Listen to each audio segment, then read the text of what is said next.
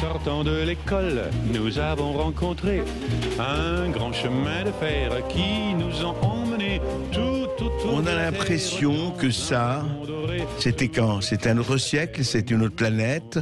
En sortant de l'école, le merveilleux poème de Jacques Prévert chanté là à Paris-Montant. Oui, en sortant de l'école, on rencontrait des trains, des magnifiques, des jardins extraordinaires. Et puis en sortant de l'école, là, il nous arrive maintenant, il arrive de rencontrer, voilà, un jeune adolescent qui carrément égorge son professeur, carrément. Publie la photo, bien sûr, en disant, voilà, j'ai été le soldat de Dieu et je vais continuer si je peux. Bon, il a été neutralisé, on le sait.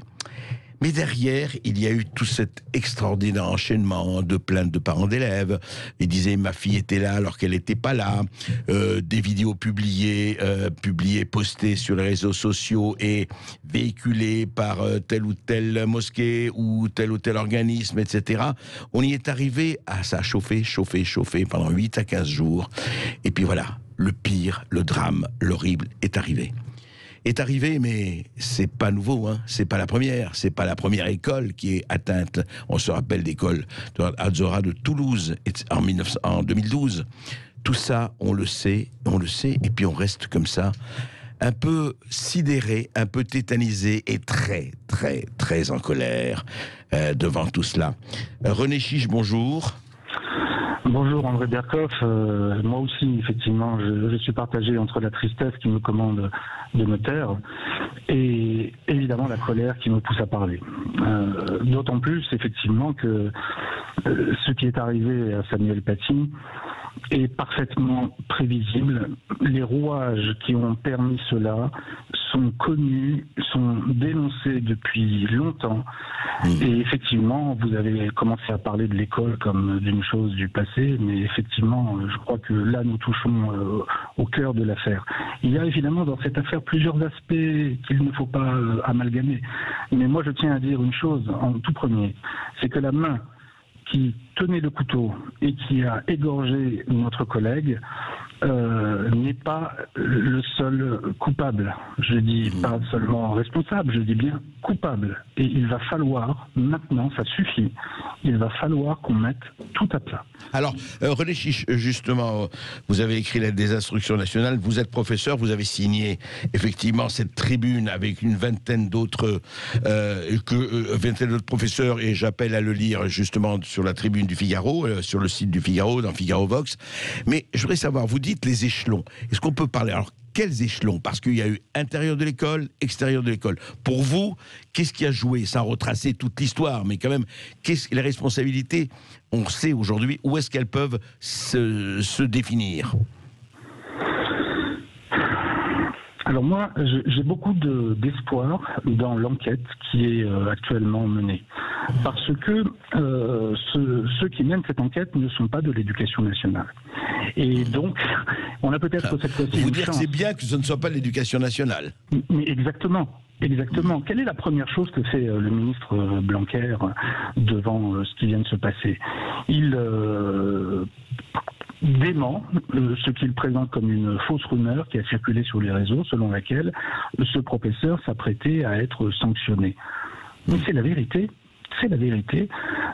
Si on retrace ce qui s'est passé pour Samuel Paty a connu un dénouement atroce.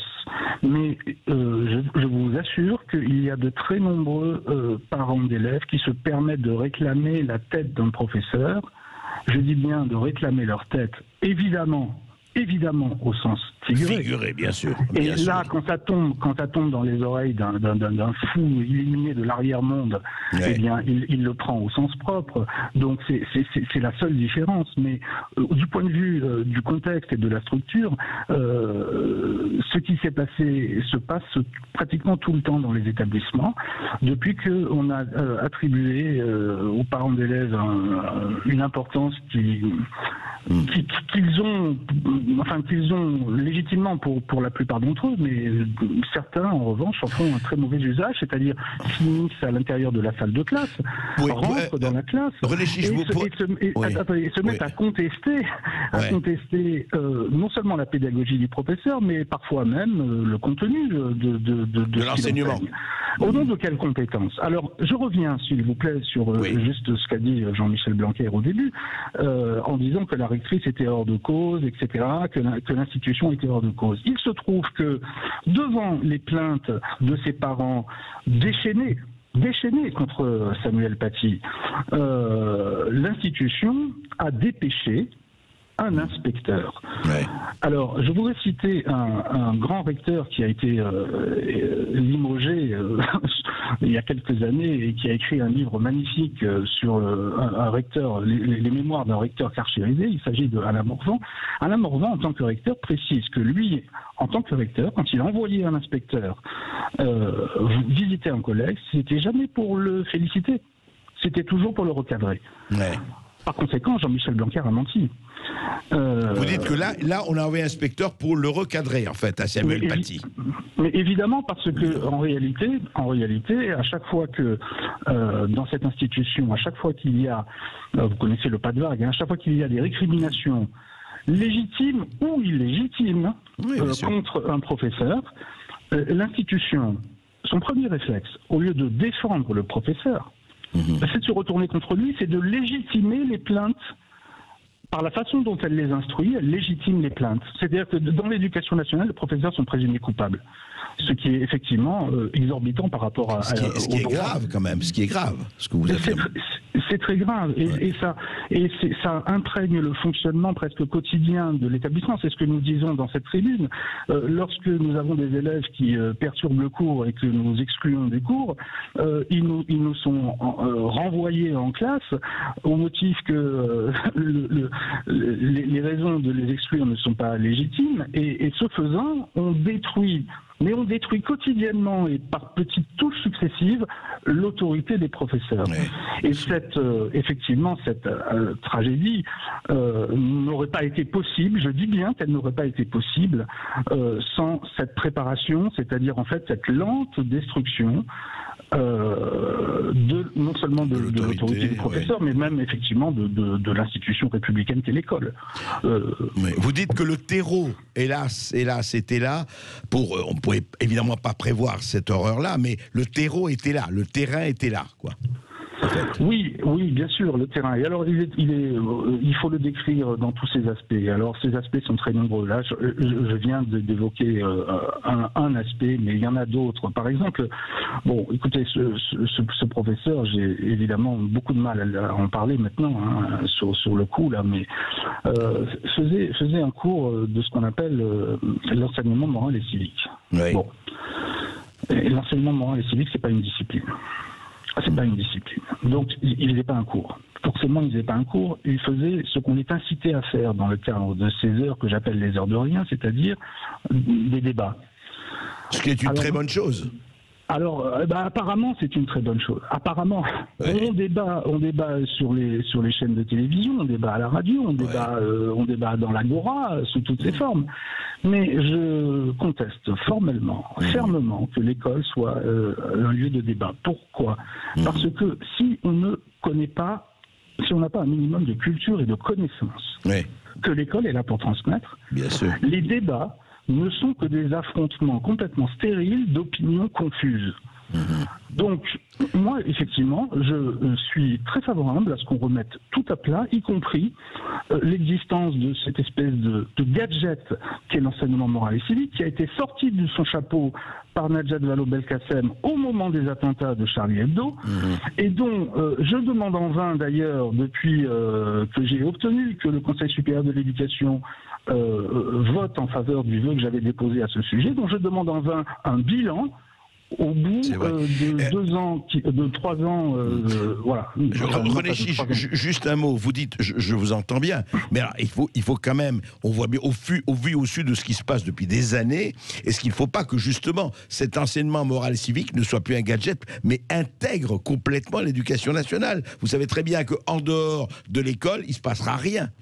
Mais quelle est la différence entre aujourd'hui et le passé? La différence, c'est que on isole la dimension civique de l'instruction, on lui attribue un horaire complètement dérisoire et des conditions matérielles ridicules. Je veux dire, franchement, une demi-heure par semaine, c'est un saupoudrage qui ne sert strictement à rien. Alors que jadis, c'est une dimension qui imprégnait tous les enseignements. Parce que, je suis désolé, mais un cours de mathématiques, c'est un cours d'instruction civique aussi. Parce que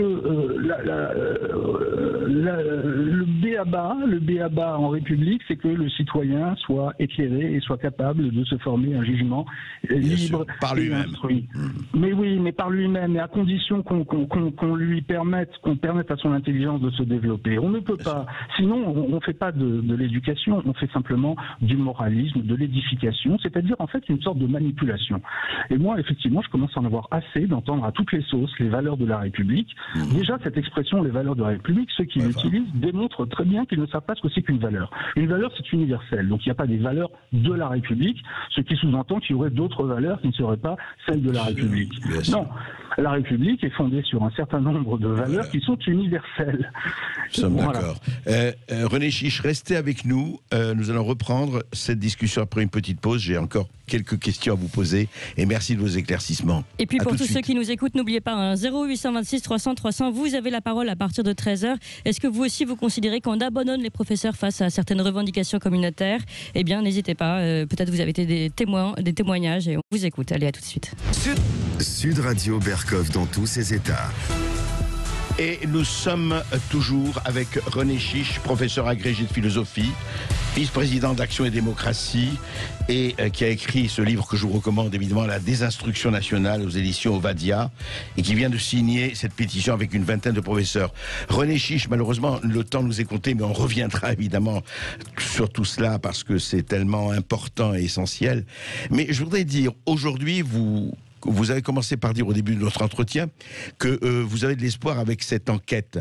Mais au bout de cette enquête, qu'est-ce qu'à votre avis, il faut vraiment changer? Ça ne se change pas, je sais, on ne sort pas à l'appel du chapeau, mais qu'est-ce qu'il faut changer en priorité par rapport à ce qui se passe aujourd'hui dans les écoles? Oh là, ça c'est une question très importante. Mais d'abord, je vais expliquer pourquoi je dis que j'ai de l'espoir avec cette enquête. C'est que effectivement, bon, la première raison, je l'ai donnée tout à l'heure, c'est que ce sont des personnes extérieures à l'éducation nationale. Et la deuxième, c'est que je vois bien que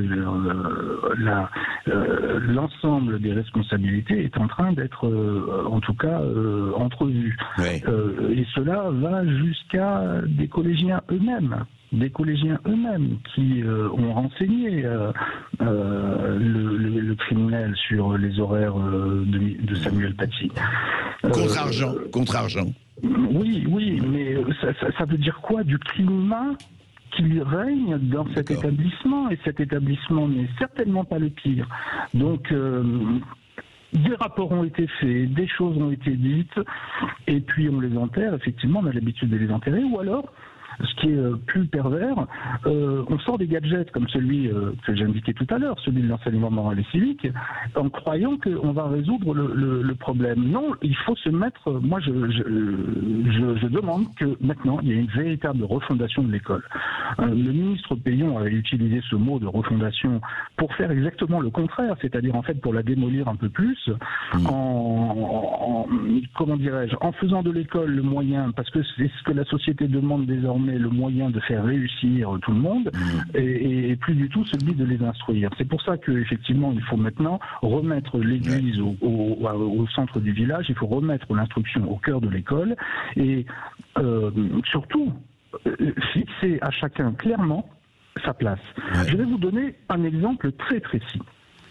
C'est l'exemple de l'article 1er de la loi dite pour l'école de la confiance, soutenue par Jean-Michel Blanquer, qui, dans son esprit, dans l'esprit de l'article 1er, était une loi en faveur de l'autorité et du rétablissement de l'autorité des professeurs, puisque c'était une loi qui exigeait des élèves et de leurs parents le respect des enseignants. Et alors, sauf que dans sa formulation, cette loi dit exactement le contraire de ce qu'elle prétend demander. C'est-à-dire qu'elle met d'abord en avant l'exemplarité des enseignants comme condition au respect qu'on leur doit. Est-ce que vous vous rendez compte de la perversité d'une telle... En plus, c'est dans la loi, c'est le code de l'éducation. Donc moi, je demande maintenant, très officiellement, qu'on arrête toutes ces conneries et qu'on supprime cette notion d'exemplarité. Il est évident que les professeurs qui seraient fautifs doivent être sanctionnés. Mais la loi ne doit pas soumettre le respect qu'on doit aux professeurs à leur exemplarité, surtout que leur exemplarité, ça veut rien dire, et ça donne à des parents déchaînés des prétextes. C'est ce qui s'est passé. C'est ce qui s'est passé. René Chiche, je retiens. Je retiens là parce que malheureusement nous arrivons en fin, mais je vous assure qu'on refera ça cette semaine. Ce que je voulais dire, c'est que j'ai retenu quelque chose de très essentiel dans ce que vous avez dit. C'est pas réussir d'abord, c'est instruire avant de réussir. Merci René Chiche.